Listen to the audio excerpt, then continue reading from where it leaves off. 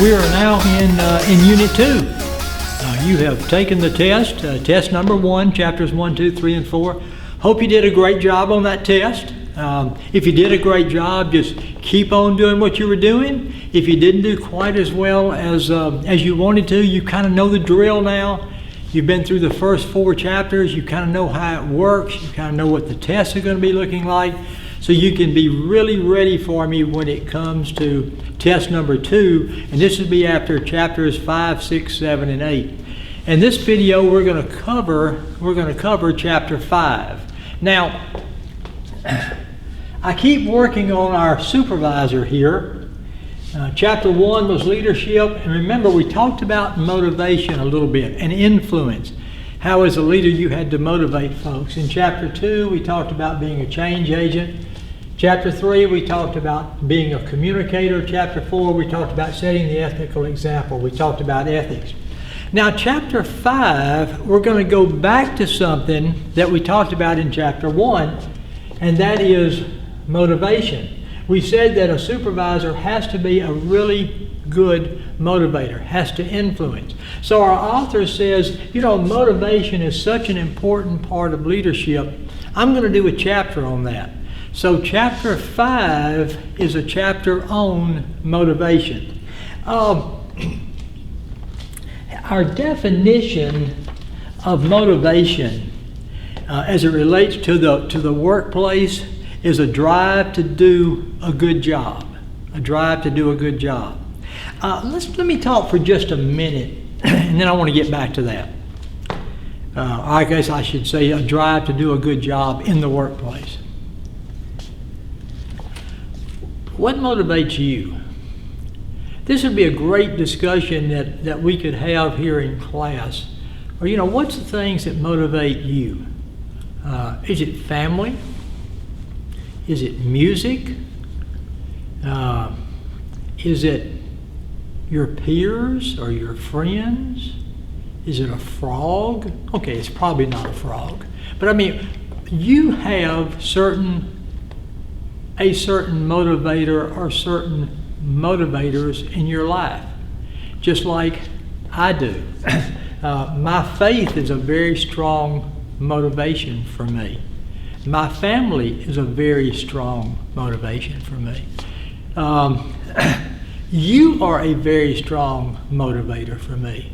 My desire for you to be successful, to get this, to finish this degree is very motivating to me. And you have certain motivators in your life as well. Okay, so let me go back to what I was talking about a second. Motivation as it relates to what we're talking about is doing a good job at the job. Right. Doing a good job on the job. It's kind of a short thing here. A person's desire to do a good job. Now I want to tell you something that you're going to be really glad you watched this chapter 5 video, because there's going to be some things on the test. As I was going through my notes are okay. My notes are not complete because there's some things that I covered in class that I didn't get on the notes maybe as well as I should have. So the notes plus this our get together here in chapter 5 is going to be very helpful. Let me talk a little bit about motivation. The Joe Lane truth in motivation. Now I'm not sure this is original with me, but just kind of something I put together. Here's the truth about motivation. Do supervisors have to motivate? Yes. Is motivation hard? Yes. Yeah, it can be difficult. Now let me tell you why. This supervisor has 12 employees. So let me ask you a question. If I went around the room, and there were 12 of us in this room, and I said, can you tell me the number one thing in your life that motivates you? And we've already talked about some of those possibilities. Do you think all 12 would give me the same thing? No. I could very likely get 12 different answers. So one thing that makes motivation hard is different people are motivated differently. So you've got to build in as far as you as a supervisor, you have to know your employees well enough, you have to know your company well enough to be able to know what are those things within your company. Remember we talked about needs? What are those needs that can be satisfied or employees can satisfy through working with that company? What is it that particularly motivates each one of these employees? And that's kind of hard to do, to know what motivates each employee. All right, let's say that you've got a degree here from Delta in business and technology. You've got your advanced degree. Now you got it made. You know exactly what motivates everybody. You got this motivation finished. No, not really. Because here's the second part to that. Let me ask you this question. Is the number one motivator in your life right now? Was that the number one motivator in your life a year ago? 3 years ago? 5 years ago? 8 years ago? The answer for almost everyone is no. Our motivators change. Things could have happened, wonderful things to you could have happened over the last 8 years. You could have gotten married. You could have gotten a particular job. You could have joined a particular organization. You could have had children. You could have had some really life-changing events that cause the number one motivator. A lot of people tell me, when I ask this question, if they have children, they'll say, my daughter's my motivator. Or I'll have people say, my father or my grandmother's a motivator. You know, but here's the point as I'm kind of swirling around here. And here's something I want you to know. Here's something I want you to know. Here it is. I want you to know that motivation is the drive to do a good job. As we relate the definition of motivation to being a supervisor in a business, motivation is the drive to do a good job. And the Joe Lane truth of motivation is this. Supervisors need to know that motivation is not easy. And it's because different people, or one of the main reasons is because different people are motivated differently. And the same person is motivated differently at different times. I want you to know that. I'm going to probably ask you on test number 2, I'm probably going to ask you the definition of motivation. I'm probably going to ask you why motivation is difficult. There's the answer for you right there. All right. One other thing he talks about at the beginning of this chapter. Remember Maslow? I hope you do a little bit. Maslow and his hierarchy of needs. The basic physical needs, safety and security needs, social needs, esteem needs, that sort of thing. And we were relating those needs to the workplace. And that's true, they are related to the workplace. But Maslow's hierarchy of needs can be related to life itself. I mean, yes, you can relate that to the workplace, but you can relate that to all parts of your life. He mentions here what motivates people. Now, I'm looking at my study guide. He says there's 2 sets of needs. There's the Maslow needs we talked about. Those are needs as it relates to work, but those also, as I said here, but they're also life needs. However, there are some specific job-related type needs. Let me grab my book here. And the way he gets into that, and I won't spend but a moment here, but he just says, specific human needs related to work. There are some needs that you have as it relates to your work, your career. Number 1, financial reward. I love what I'm doing here. I love Delta Community College. I do kind of expect them to pay me, you know? I do expect a financial reward. Second one, personal satisfaction. Not only do you have a need in the workplace for financial rewards, but you have a need for personal satisfaction. You should enjoy this. You should enjoy what you're doing. Most employees want to like what they do in addition to earning sufficient money. I hope you can tell I like what I do. I like working with students. I'll be honest, I probably prefer it face to face. But right now in the environment that we're in, we can't do that. So, okay, this'll work. But I get a lot of satisfaction out of working with students and seeing you achieve. And then this third one is a societal contribution. You want your work to make a difference. So just stop and think, what are some specific work needs or needs that we have as related to our work? Financial rewards, personal satisfaction, societal contribution. Now I'm going to get off on a very brief, quick tangent about societal contribution. You do not have to be a renowned brain surgeon to make a societal contribution. If you think about it, most jobs done well bring about a societal contribution. If you are a cafeteria worker in a school, that's not considered probably an esteemed job. It's probably not considered a high-level job. Even if that school's air conditioned, it's kind of warm in that cafeteria, and you're having to cook food and serve to children, that sort of thing. But are they making a societal contribution? And the answer is yes, they are. Because folks can't learn when they're hungry. And I don't know if you've ever been hungry or not. I mean really hungry. Really hungry. But if you've ever been really hungry, remember those basic physiological needs that Maslow talked about? That's all you can think about. That's all you can think about. It's getting something to eat. And there are folks that in our community are really hungry. And the place they get their best meals are at school. So is that cafeteria worker, are they making a societal contribution? Yes.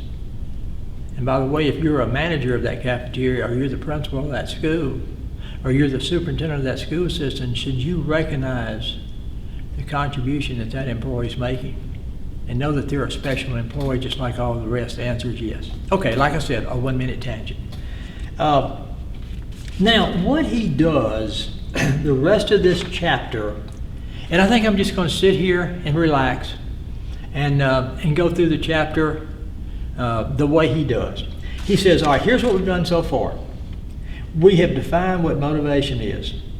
In the workplace, it's a drive to do a good job, which I want you to know. And I want you to know the Joe Lane truths of motivation. And we've already talked about that. And then we just had a little discussion about, when we were, hope I don't fall off this chair, we were talking a little bit about, when he talks about what motivates people, there's two sets of needs. There's those life needs, and then there's those specific needs in the job.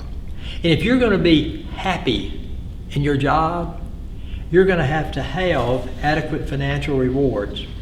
You're going to have personal satisfaction.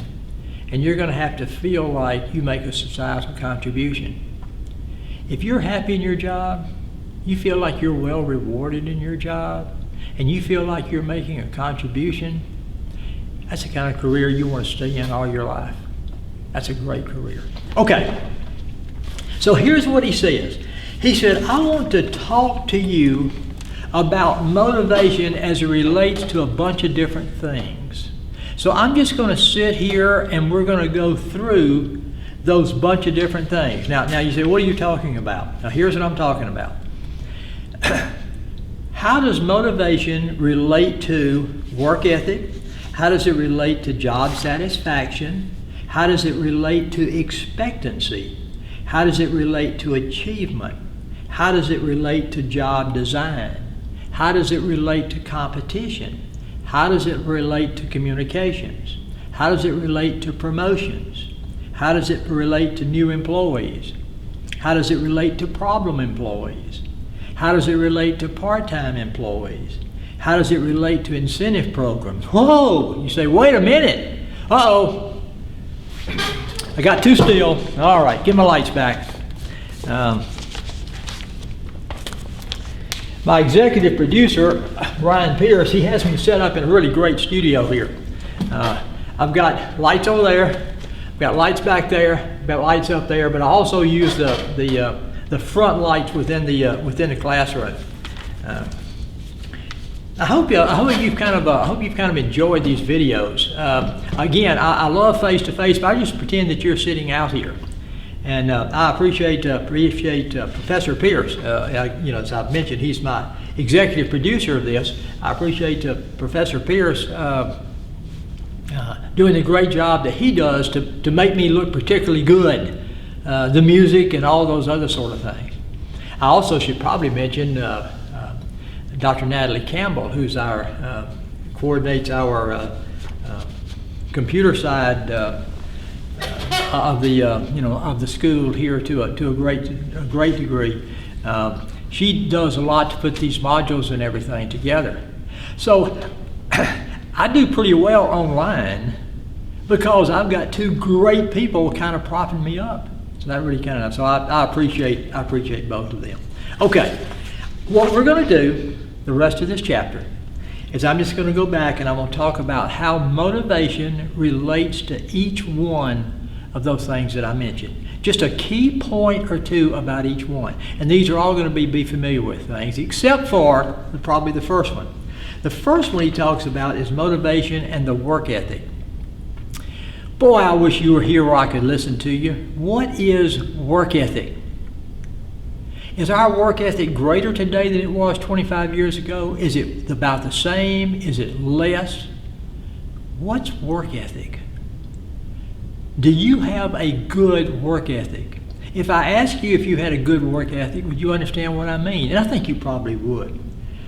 Work ethic has to do with people believing that work is intrinsically good. It's intrinsically rewarding. It's the natural thing to do. We seek work. We get fulfillment through work. Work is intrinsically good and intrinsically rewarding. As such, it should be a source of accomplishment and pride. I want you to know that. I want you to know the definition of work ethic. Intrinsically good, I think I had that on the handout. Sorry, I've been using my, Work is intrinsically good and intrinsically rewarding, should be a source of accomplishment and pride. Okay, as it relates to motivation, here's how work ethic relates to motivation. And I wrote it down here for you. There should be a direct connection between the quantity and quality of work and the amount of pay. The quality of work and the quantity of work that you do should be directly related to your pay. In other words, your company should pay you. Money is not the only motivator, but money is certainly a motivator and an important motivator. And if you work and you work hard and you work well, there should be I guess monetary expectations for that. And so let me make sure I say that right again. Should be see a direct connection between the quantity and quality of work and the amount of pay. Excuse me. If there's not that direct relationship, then motivation suffers. Okay, job satisfaction and motivation. Can your satisfaction of your job, you're being satisfied on the job, can that relate to your motivation? Well, of course it can. Of course it can. It can help you as far as your motivation is concerned. He says factors relating to job satisfaction include wages, benefits. It's kind of related to the first thing. Working conditions, co-worker relationships, the supervisor-employee relationships. He says a supervisor trying to motivate employees may find that improving their level of job satisfaction is an effective strategy. So I just want you to be familiar with, as far as job satisfaction and motivation, if you can improve the level of job satisfaction of your employee by one of those ways that we talked about, the potential for advancement, for benefits, for all those things, then it can be a source of motivation. Now I wanted you to know what work ethic is. I wanted you to be familiar there needs to be a connection between the quality and quantity of work and pay. And I wanted you to be familiar with that a supervisor can motivate employees by improving their level of job satisfaction. Okay, expectancy and motivation. This is kind of tied again to the first two. What you expect to get for your attendance on the job should be pretty closely tied to what you actually receive. Kind of like what we talked about a minute ago. It's just kind of another way of saying it. Expectancy. For employees to stay motivated over the long run, there must be consistency between what they expect for performing well and what they actually get. I don't want to confuse you, but I guess I could go back and say, if you have really great work ethic, you work smart, you work hard. We made the statement back here that there should be a direct connection between the quality and quantity of work and the amount of pay. That's kind of an expectancy there. So just be familiar with the fact that there should be a consistency between what is expected for performing well and what an employee actually gets. Achievement and motivation. Are you achievement oriented? Are you one of these people that likes, some employees, they're really good employees, but they're more social. I mean, they enjoy the social aspects of work. They do a good job. But it's that level 3 on Maslow. It's the social thing. But for some people, it's achievement, which would be level 4 or level 5 if you were looking at Maslow. So what he says here is that how you can use an achievement-oriented person, how you can motivate them, make sure that you relate the company goals to them, and then set individual goals for them based upon the company goals. Here's what he says.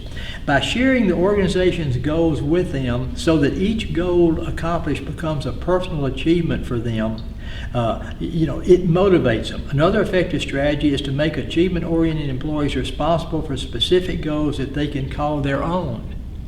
So that's how I want you to be familiar with achievement-oriented people can be motivated. Share the company goals with them.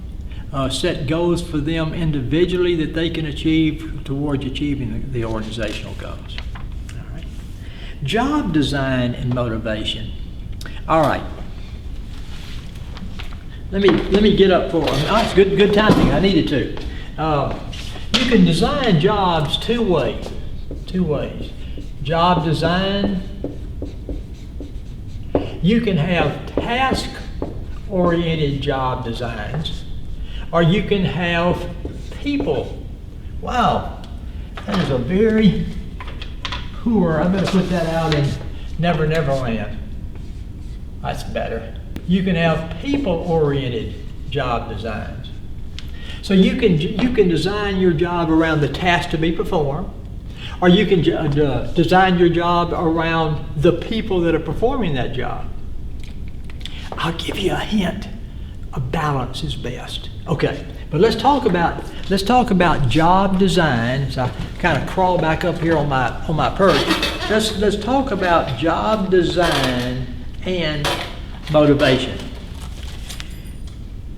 Task-oriented job design has to do with utilizing the floor space effectively, utilizing whatever equipment you have effectively, utilizing the people themselves effectively. In other words, put the people and the equipment and the space available together in the best combination to accomplish the task. So you're looking at task accomplishment.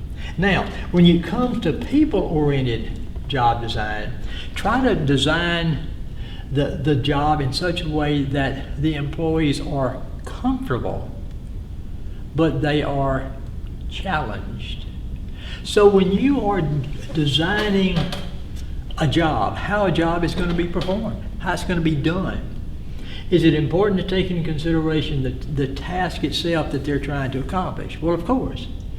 Is it also important to take into consideration the people that are going to be doing it? Of course, because they're the ones that are performing the task. So the main thing probably is, he says this, a balanced orientation in job design. A balanced approach is the maximum participation of people who do a job in the design of the job. So what you want to do, you really want to have a a balance. But just be familiar with the fact that how you design a job has to do with how a person is motivated. You have to design a job as it relates to the task, the physical layout, the space itself, the equipment that you use, the people that's going to be there. But at the same time, you have to lay it out in such a way that people are comfortable and challenged. Just want you to be familiar with that. Okay. Competition and motivation. Do you like competition? Some people don't. A lot of people do. Competition can motivate people.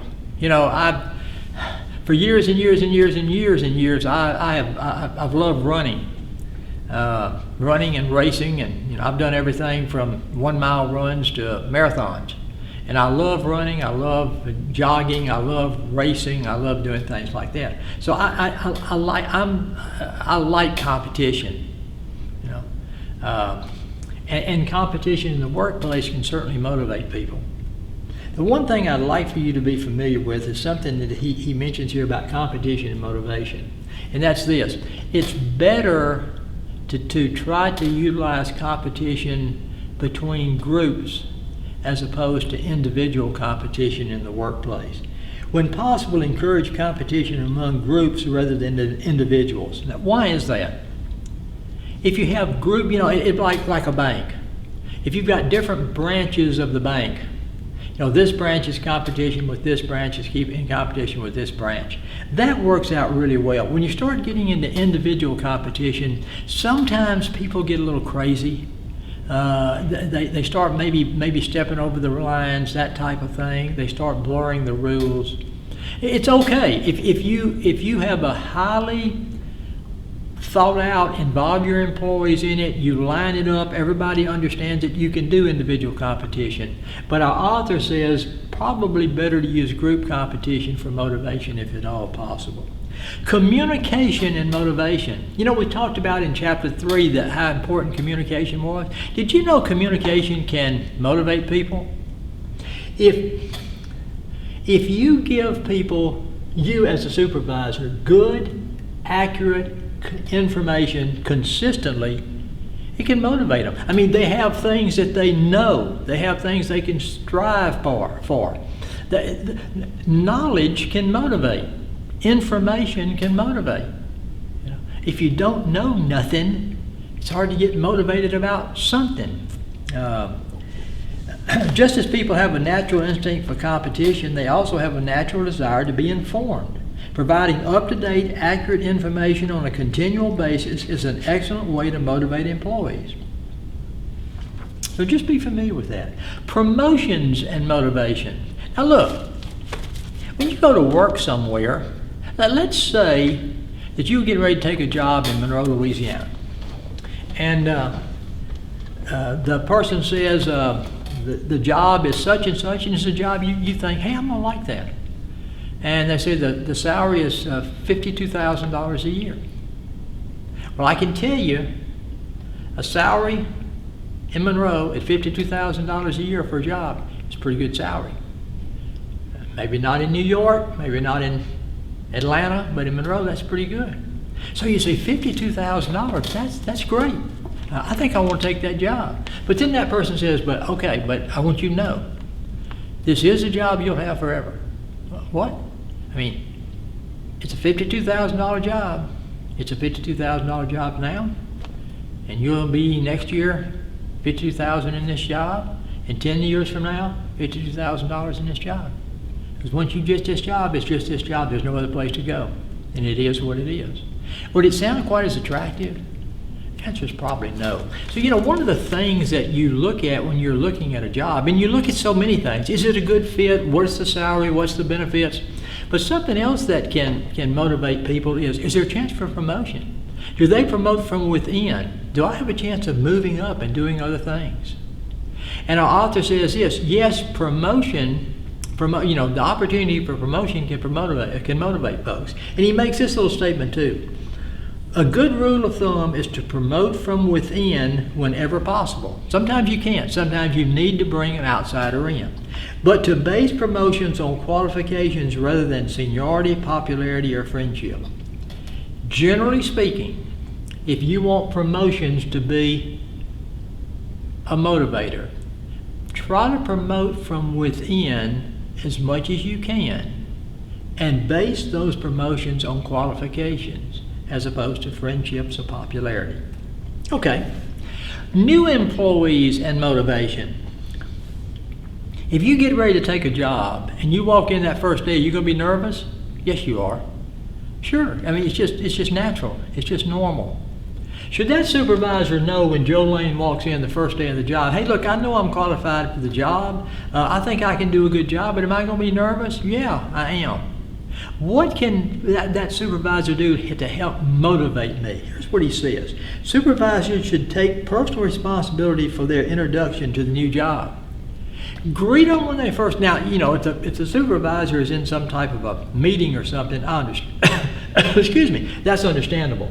But as soon as they can, and hopefully when that new employee shows up, greet them. Glad to have you as a part of the team here. Let me introduce you to those folks you'll be working with. Introduce them around to the different people. Let them, tell them about, here's the restroom, here's this, here's that. And then maybe call them into your office and say, any particular questions you have of me on this first day? Are you ready to get started?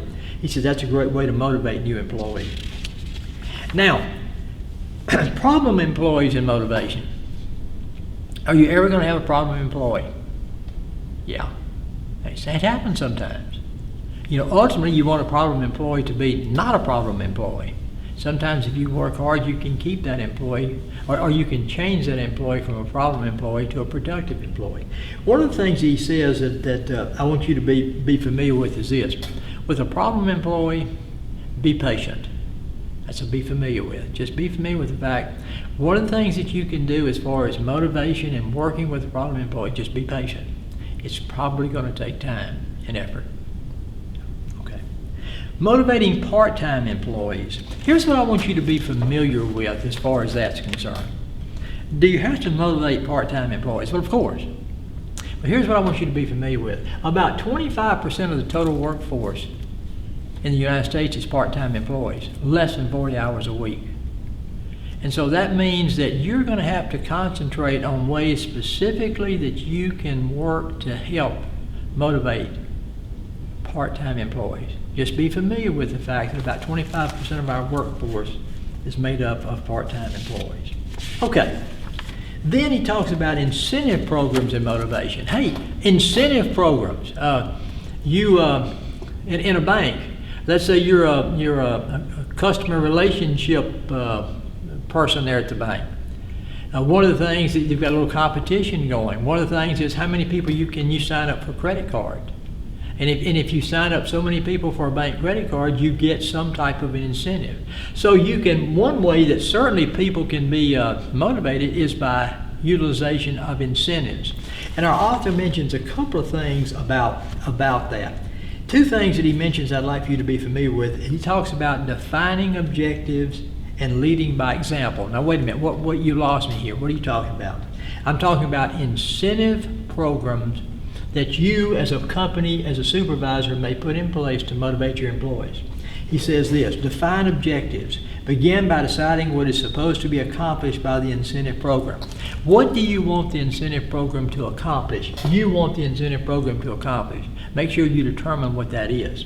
Lead by example. For incentive programs to work, supervisors and higher managers must set a positive example of modeling the type of behavior they want the incentive to reinforce. So just be familiar with the fact that if you want incentive programs to motivate, make sure you closely define the objectives of what the incentive program is going to accomplish, or you want it to accomplish, and you as that supervisor do like you always have to do, lead by example. So these are just some things in this particular chapter. He really goes back to chapter 1 and talks about motivation is really, really important. And then in chapter 5, he talks about, very specifically, he says motivation is so important, let's have a whole chapter on it. He defines motivation for us, which I want you to know. And I want you to know the Joe Lane truth in motivation. And there were several other things we talked about in there that are knows and be familiar with. But he just wanted to lay out a little bit more how motivation, how you can relate motivation to promotion, how you can relate motivation to job design, how motivation relates to work ethic, that sort of thing. That special motivation as it relates to part-time employees and that type of thing. So that pretty much takes care of Chapter 5, our chapter on motivation. I hope I have motivated you to watch that video and then come back before long, and we'll do Chapter 6 together. All right. You know how it always is. My executive producer needs a loud noise to say that we have finished a particular chapter. So I am getting ready to do the loud hand clap. You can do that with me if you like. That's silly, isn't it? I understand. But we'll do that loud hand clap, and then before long we'll move back in here and we'll get into Chapter 6. Chapter 5 done. See you in Chapter 6.